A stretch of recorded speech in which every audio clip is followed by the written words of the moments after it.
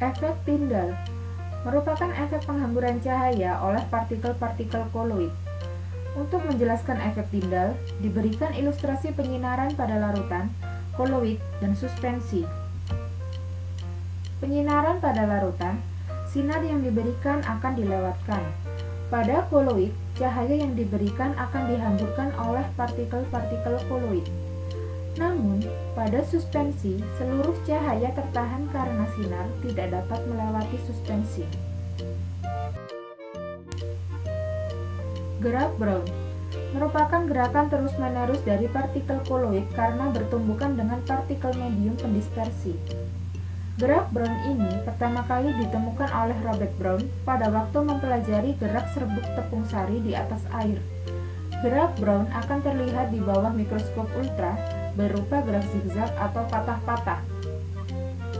Gerak Brown dapat menstabilkan koloid karena bergerak terus-menerus, sehingga gerakan tersebut dapat mengimbangi gravitasi dan menyebabkan koloid tidak akan mengendap.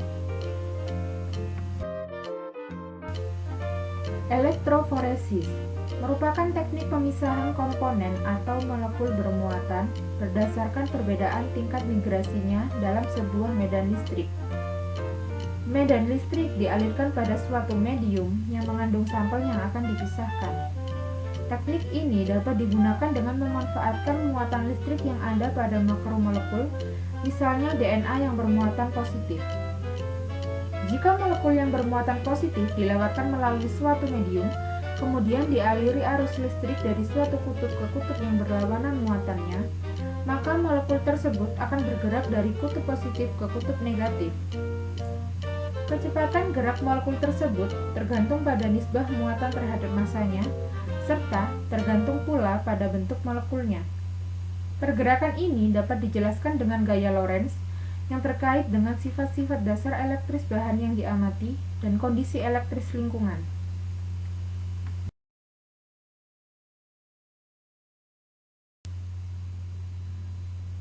Adsorpsi ion positif.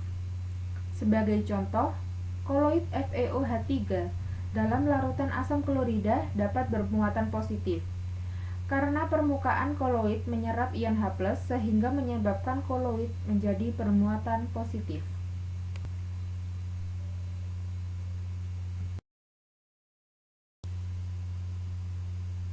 Adsorpsi ion negatif.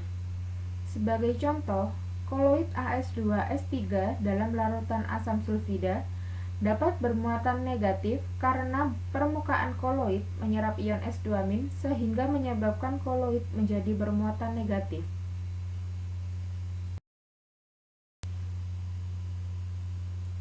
Koagulasi.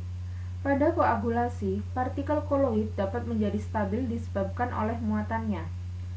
Sebagai contoh, partikel koloid yang bermuatan positif FeOH3, dispersi koloid tersebut biasanya mengabsorpsi ion yang sejenis. Oleh karena itu, diperlukan larutan elektrolit, misalnya H2SO4, yang berfungsi untuk menstabilkan koloid.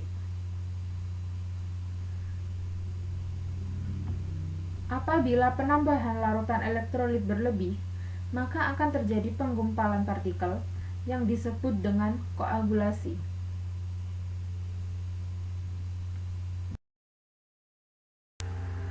Dialisis merupakan suatu proses penghilangan ion pengganggu kestabilan dari suatu koloid dengan cara penyaringan. Proses dialisis terjadi saat suatu koloid berada dalam suatu membran semipermeabel. Membran semipermeabel tersebut hanya dapat dilewati oleh kation atau anion yang selektif.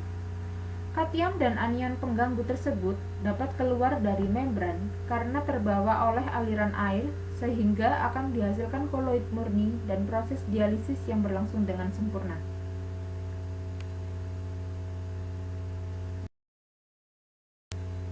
Sekian dan terima kasih.